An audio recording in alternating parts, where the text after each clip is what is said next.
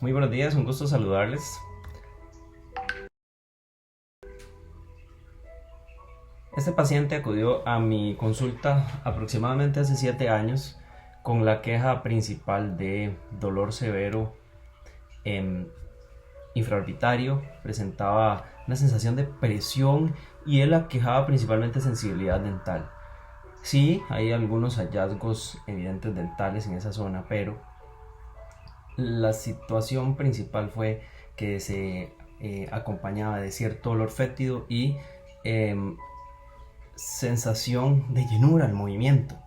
Lo gracioso de este caso es que el paciente es médico y estaba un poco incrédulo cuando le realizo las pruebas de vitalidad y sensibilidad dental y no encontramos problemas dentales y le refiero a su otorrino.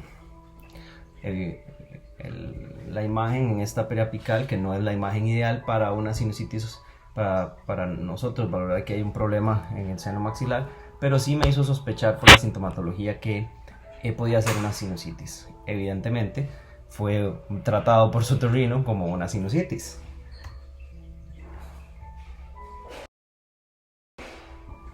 La sinusitis odontogénica definitivamente es algo que tal vez tanto en el gremio, principalmente en el gremio odontológico, no le hemos dado la importancia que debe ser, porque estoy seguro que incluso ustedes tratan muchos como otorrinos de sus pacientes cuando ya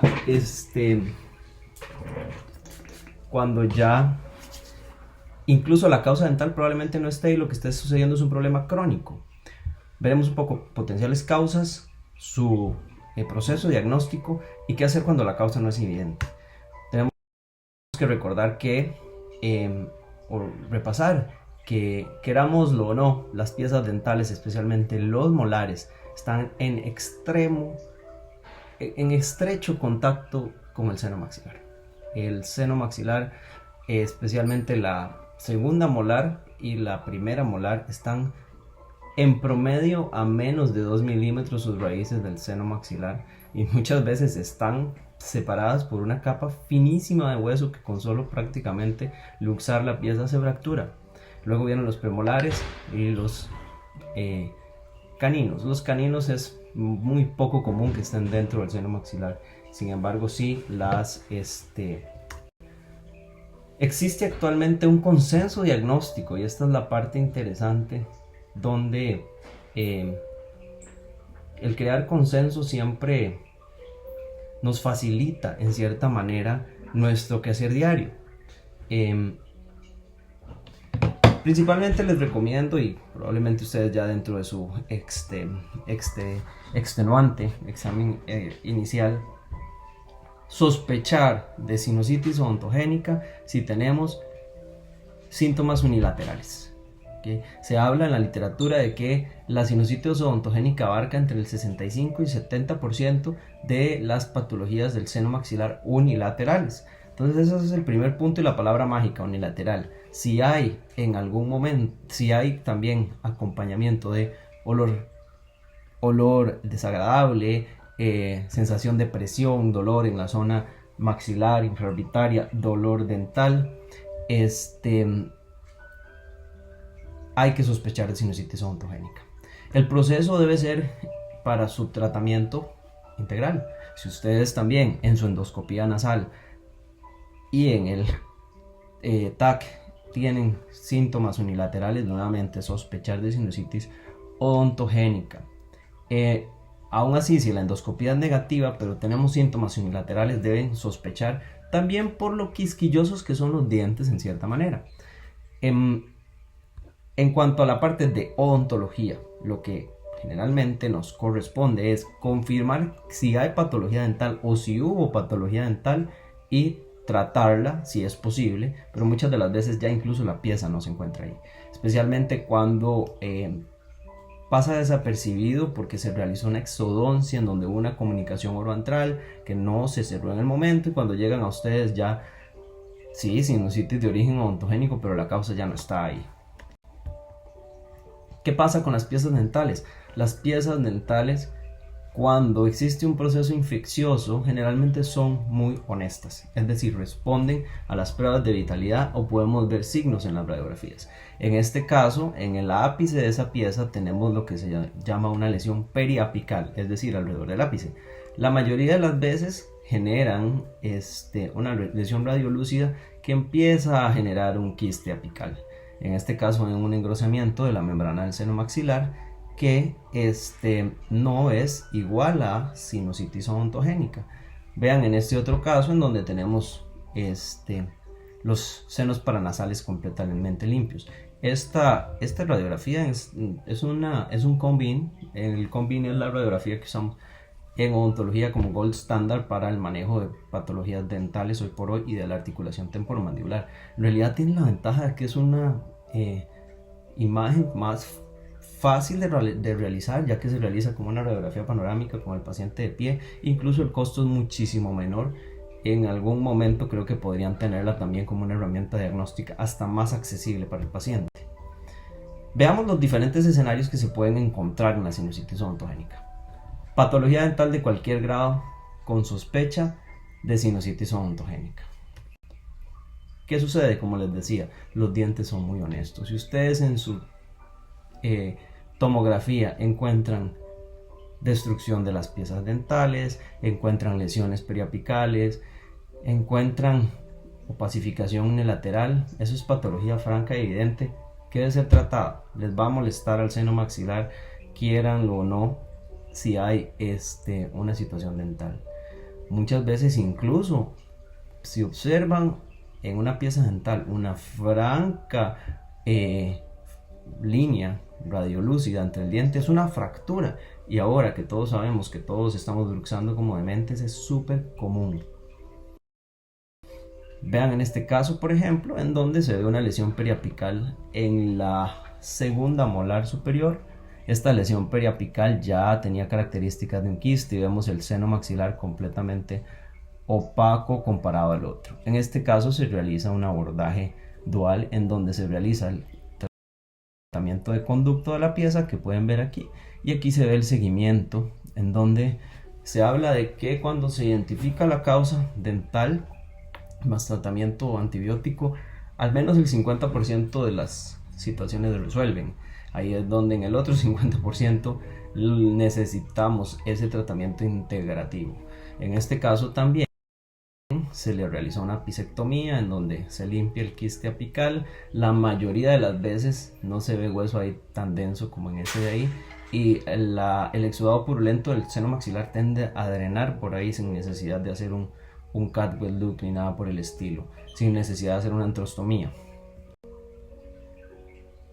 Número 1, cuando tenemos enfermedad dental evidente. Se trata la enfermedad dental, si no resuelve la sinusitis, probablemente deben entrar ustedes con algún procedimiento ya endoscópico dentro del antro maxilar.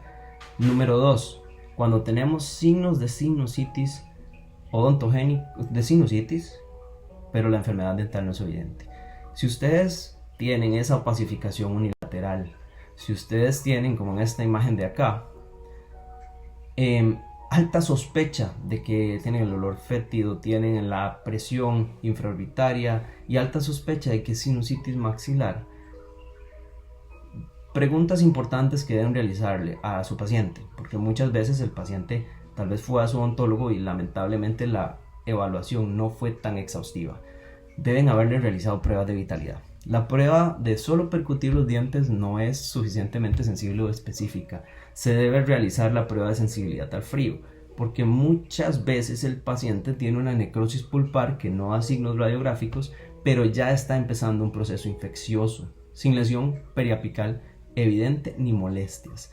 Entonces, si el paciente fue al odontólogo, pregúntenle, ¿le hicieron pruebas de frío, eléctricas, calor, cualquiera de estas para determinar la vitalidad pulpar? Muchas veces, lamentablemente, no se realizan estas pruebas. Por eso, cuando hay sospecha de esto, muchas veces es preferible referirlo directamente al especialista, ya sea un endodoncista, especialista en cirugía oral, dolor, pero generalmente lo mejor es que sea referido a un especialista. Las radiografías que se utilizan idealmente para nosotros en el mundo dental, un combin, La panorámica es muy difusa en algunos casos para ver patología dental específica. Idealmente un CONVIN, una radiografía periopical y adecuado sondeo de la pieza, pruebas de vitalidad. Preguntarle también al paciente que les dice: fui al odontólogo, no me encontró nada. En algún momento tuvo dolor dental muy severo y se le quitó. Muchas veces dicen que sí, y ahí hubo probablemente una necrosis pulpar. Entonces, esa parte de esa interacción cuando hay sospecha es importante. Y igual, si tienen duda, que se devuelva al paciente para una adecuada revisión, valoración dental, porque muchas veces estas piezas tienen fracturas o microfracturas que no se ven en el TAC. Entonces, esto requiere una evaluación periodontal en donde a la hora del sondeo clínico se encuentra cierto daño periodontal que nos hace sospechar de una fractura. Y generalmente, ustedes saben que van a tener alta sospecha de sinusitis odontogénica si tienen purulencia en el meato medio unilateral. En este caso, por ejemplo, ese diente era el causante del problema. Sin embargo, vean la extensión del exudado. Sin embargo, no tenía una lesión evidente radiográfica. Caso número 3.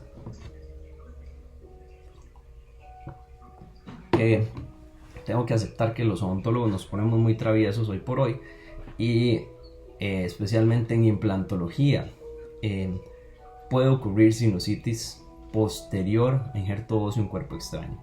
La literatura en periodoncia en cirugía es muy orgullosa. Habla de que es menos de un 1% el riesgo de sinusitis con la colocación de implantes dentales o de injerto de hueso. En realidad, siento que más ahora que nunca se está viendo cómo objetos en cirugía de implantología se desplazan al seno maxilar. ¿Por qué sucede esto? Sucede porque cuando colocamos los implantes dentales, el hueso de la maxila, que clasificamos en odonto como hueso tipo 4, porque tiene una cortical muy delgada y una medular muy poco densa, diferente a la zona de la sínfisis mandibular, en donde tenemos cortical muy gruesa y medular casi escasa de lo gruesa que es la cortical, en donde la estabilidad primaria es muy grande. Entonces, por más que hagamos imágenes a la hora de la clínica, muchas veces se está colocando un implante dental, se hace la preparación y la medular es tan blanda que simplemente el implante se va como si fuera estar poniendo un tornillo en un pedazo de madera prácticamente de acerrín. Y lamentablemente también a veces por falta de adecuado diagnóstico del caso. En estos casos, como ustedes probablemente ya les ha tocado, igual con una tercera molar o con una raíz, debe retirarse el cuerpo extraño. No sé ustedes, pero muy pocas veces un implante se logra retirar si no es con una adecuada antrostomía. En este caso lo retiraron y colocaron injerto óseo. No somos muy fanáticos, la mayoría de clínicos, de retirar una pieza dental y colocar el injerto en una sola vez, pero hay que evaluar caso por caso. En este caso, por ejemplo, del doctor Daniel Chavarría, un muy buen amigo, colega endodoncista, el paciente presentaba dolor muy severo en mi cara izquierda, se observa un cuerpo extraño en el seno maxilar, se ve una lesión periapical en la pieza en la segunda molar, por ende hay que realizar la terapia completa. Se debe extraer el cuerpo extraño y tratar la molar. En este caso, se trató endodónticamente la molar para eliminar la situación infecciosa. Se retiró el cuerpo extraño quirúrgicamente con una ventana quirúrgica directa. Se dio antibiótico terapia y a los 6 meses se observa como el antro maxilar está con una resolución prácticamente completa del proceso que se presentaba ahí. Y por último, la que generalmente queda olvidada y desconocida. ¿Qué pasa si descartamos patología sinusal y dental, pero existe dolor y síntomas? Si el paciente presenta dolor infraorbitario, episódico, constante, opresivo, con síntomas autonómicos como rinorrea, inyección conjuntival unilateral, enrojecimiento en la zona, pues resulta que desde el 2020 existe un criterio diagnóstico internacional de dolor orofacial. Entonces podemos tener, aunque suene difícil de creer, pero ustedes lo han visto, cefaleas en medio rostro, imitando cefaleas primarias, es decir, migrañas. Podemos tener también dolor temporomandibular. ¿Qué pasa con el dolor temporomandibular? Es muy mal comprendido. El dolor temporomandibular es una combinación de dolor muscular, articular y sensibilización del nervio trigémino. Por ende se puede sentir opresivo, eléctrico y puede tener hasta síntomas autonómicos. Y muchas veces el dolor que se siente en esta zona viene irradiado del músculo macetero.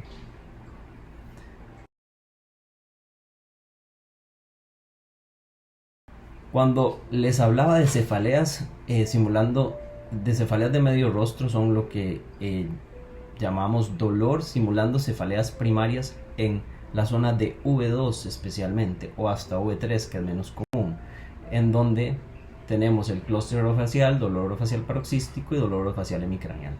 Todos probablemente han estudiado y recordado la cefalea en racimos, hemicrania continua, paroxismo hemicráneo. La característica de estas situaciones es que presentan síntomas autonómicos, por ende confunde mucho al paciente. Si me están saliendo mocos de un lado, voy al otorrino, y a veces llegan en momentos que no tienen crisis, tienen todo completamente limpio, y en este caso, por ejemplo, tal vez no se aprecia también, pero este paciente venía de tener una crisis muy severa, en donde él explica la sensación que tenía como en todos los dientes, y se observa enrojecimiento hemifacial, y él comentaba que tenía una descarga de moco cada vez que tenía los ataques.